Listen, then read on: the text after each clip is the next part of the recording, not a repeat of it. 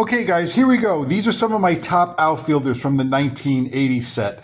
All total, I have 27 players that I'm going to show you in this video, but right at the top, I should let you know, I'm not showing you 5 players in this video. Those 5 players are Ricky Henderson, Andre Dawson, Ellis Valentine, Willie Wilson, and Cesar Cedeno, because those players were mentioned in my Sweet 16 draft video.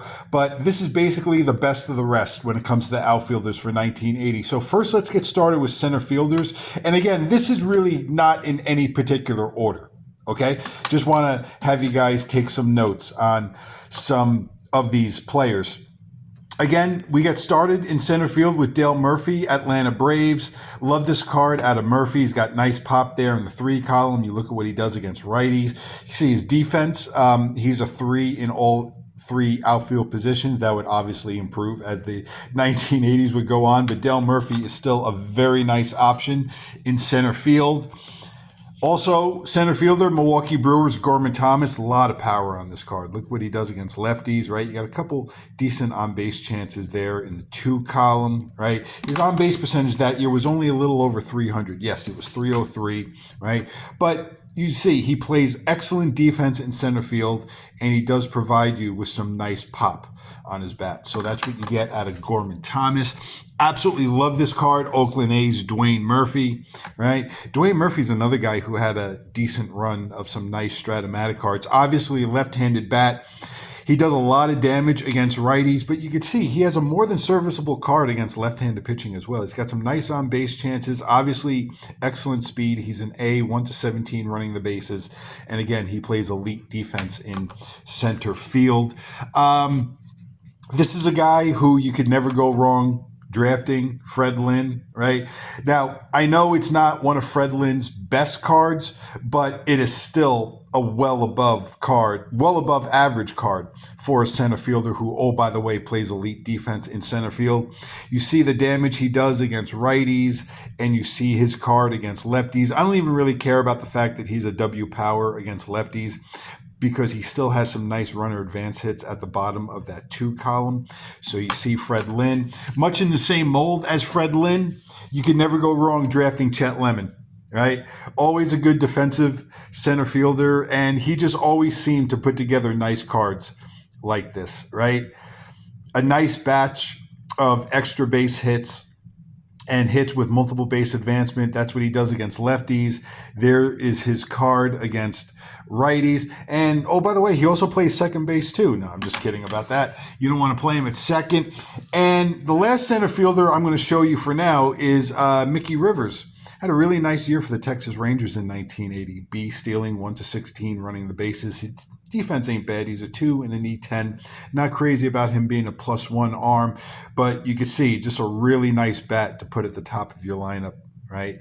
Pretty decent on base chances out of Mickey Rivers. So those are my center fielders right now. And please keep in mind, this doesn't even include, right, the 5 guys who I mentioned before at the top of the video, who I'm not showing you in this video because I showed you them in my Sweet 16 draft video. And it also doesn't include some of the corner outfielders I'm going to show you right now who may have center field availability. So let's move over to left field. We get started with Dusty Baker, Los Angeles Dodgers. Again, just another guy who always seemed to put together nice Stratomatic cards. You see what he does against lefties, and this is his card against righties. Always an excellent defensive outfielder. Dusty Baker, left field. We go to Cincinnati, and we look at George Foster, right?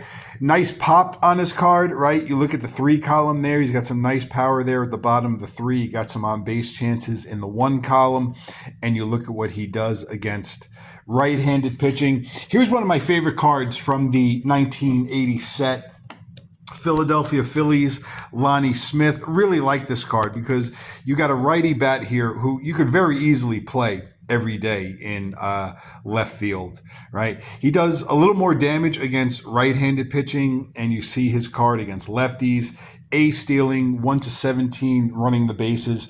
Really like what you get out of Lonnie Smith.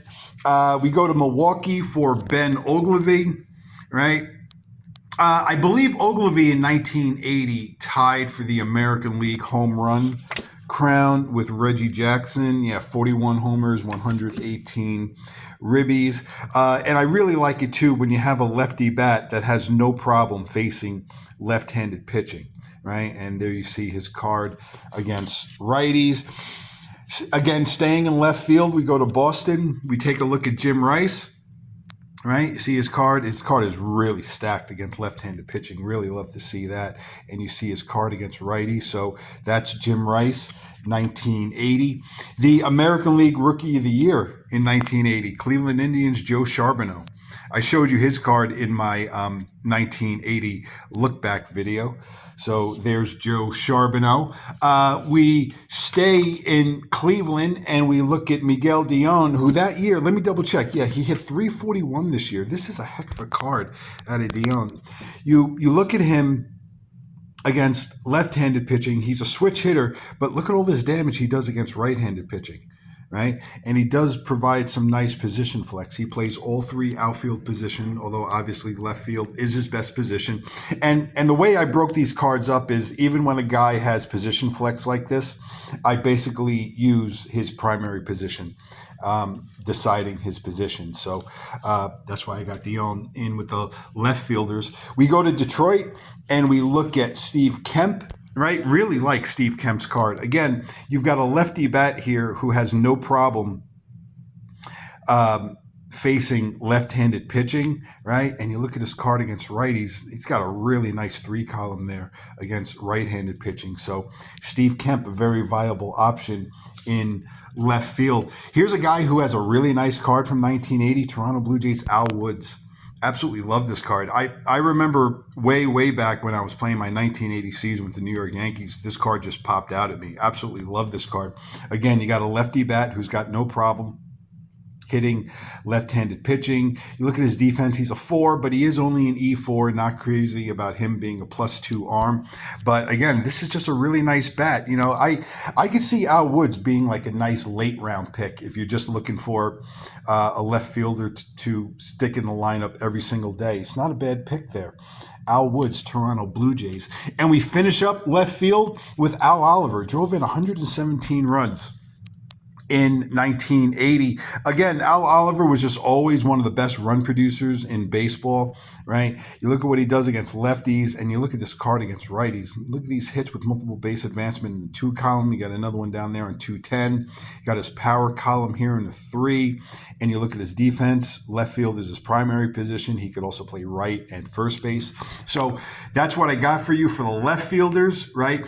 And before I start talking about the right fielders, right, I just wanted to say that this was the reason why, if you remember my 1980 Sweet 16 draft video, this is why you saw guys like Buddy Bell and Alan Trammell make their way up into the first round. It was really because of the fact that I knew in the back of my head that there were so many good outfielders to be had from the 1980 set. And there really weren't a heck of a lot of really top-notch infield talent left around at the first round, right? And so I kind of knew in the back of my head, okay, I got plenty of good outfielders who could be taken 2nd, 3rd, 4th, even 5th round, and even later, right? That's how Buddy Bell and Alan Trammell made it into my Sweet 16, because you could see there's just a lot of good corner outfielders in the 1980 set. We take a look at Ken Griffey, right? Cincinnati Reds, 3 and right, E7. Just a really solid card out of Ken Griffey. Like that card. We go to San Francisco. We look at Jack Clark. This is just a great card. I remember Jack Clark was under consideration for my Sweet 16 draft video. His card is just loaded with hits with multiple base advancement, and he's really good at getting on base. So that's what you get out of Jack Clark in right field. We go to San Diego for Dave Winfield, right? You can never go wrong drafting him. 1 -5 arm, E4 in right. He's actually a 3 in center field, E4. A stealing, 1-16 running the bases. Just a nice clean card both ways. He does pretty much equal damage against lefties and righties. I think I showed you this card in my Sweet 16 draft video as a guy who almost made my first round, but he was just on the outside looking in. George Hendricks, St. Louis Cardinals. Really nice run producer. He's got some nice pop here in the bottom of the 3 column. Does a little more damage, I think, against right-handed pitching, although it's about equal. He's got nice hits with multiple base advancement outside of his column. Right field is his primary position, but you could play him in center field. So there's another example of a guy who I list as a right fielder, but you could very easily play him in center field as well. 1980 was not his best season, right? But we go to Pittsburgh for Dave Parker. He had 295, 327 on base percentage, and you look at his card, you look at what he does against lefties, and that's what he does against right-handed pitching. Absolutely love Bake McBride, 1980, Philadelphia Phillies. Great in the field, and again, you have a lefty bat who has no problem hitting left-handed pitching. Really like what you get out of Bake McBride, and we look at him against righties, right? This is just a really solid card. Bake McBride. Again, the 1980 Phillies are one of my favorite teams to play in Stratomatic. Just a really deep team. A lot of nice pieces. Baltimore Orioles, Ken Singleton. Just your typical Ken Singleton card from this time frame, loaded with on-base chances, and you get good bang for your buck out of him. This is his power column and the 3 column. You got a couple ballpark effect home runs down there. Obviously a switch hitter. Just play him every day. Bat him 3, 4, even 5 in your order. Ken Singleton, Baltimore Orioles. Reggie Jackson, I have to admit, I should have found a way to get Reggie Jackson into my Sweet 16 draft video. I regret not putting him in there because Reggie is one of the best run producers in the 1980 set. And let me just double check something. Yeah, 41 home runs. So Reggie and Ben Ogilvy tied for the American League home run crown in 1980. And you can see he just does a lot of damage against left-handed pitching, which you like to see. And this is his card against righties. I remember when I was playing my 1980 season with the New York Yankees, Reggie's home runs really ballooned a little bit because the ballpark effect home run, 1980 Yankee Stadium, for a left-handed bat, I believe was a 1-18, right? So that's what you get out of Reggie. Here's another guy, much like Fred Lynn and Chet Lemon, you can never go wrong drafting. Dwight Evans, right? Always plays elite defense, -5 arm, finds a way to get on base, and good bang for your buck with his hits. Look at all this damage he does against left-handed pitching. Look at that 2 column, and this is what he does against righties. Always love Dwight Evans' card. Here's a guy who might slip through the cracks, right? But Detroit Tigers Champ Summers, right? Check out this card. Very interesting card. He's a lefty bat. You look at all this damage he does against right-handed pitching, and a nice representable card against left-handed pitching as well. Again, I could see this guy either being a really solid player in a straight platoon, right? Or if you grab him in your later rounds, just feel good about it. He's got a really solid card. I'm not crazy about his defense. You got to keep an eye on that, though. He's a 4 and an E14, but he does have a really, really solid card. And the last outfielder I'm going to show you in this video, Tony Armas. Now, again, this is another one of those examples where he's listed as a right fielder as his primary position, but you could very easily play him in center field, right? You look at what he does against left-handed pitching. Just a really nice, solid card out of Tony Armas, right? He does equal damage against both lefties and righties. So there you have it. I mean, I just showed you 27 outfielders in this video. And I didn't even include my top 5 outfielders from my Sweet 16 draft video. Once again, that was Ricky Henderson, Andre Dawson, Cesar Cedeno, Ellis Valentine, and Willie Wilson. So you can see there's a lot of outfield depth from the 1980 Stratomatic set. And this doesn't even include some of the guys who I would consider like a one-trick pony, like a guy like an Oscar Gamble, a corner outfielder who you would play against right-handed pitching, or another guy who kind of comes to mind. I believe Barry Bonnell for the Toronto Blue Jays had a nice card against left-handed pitching, So there is just a lot of good outfield talent to be had if you're doing a 1980 draft. So just keep that in mind if you are prepping to do a 1980 draft.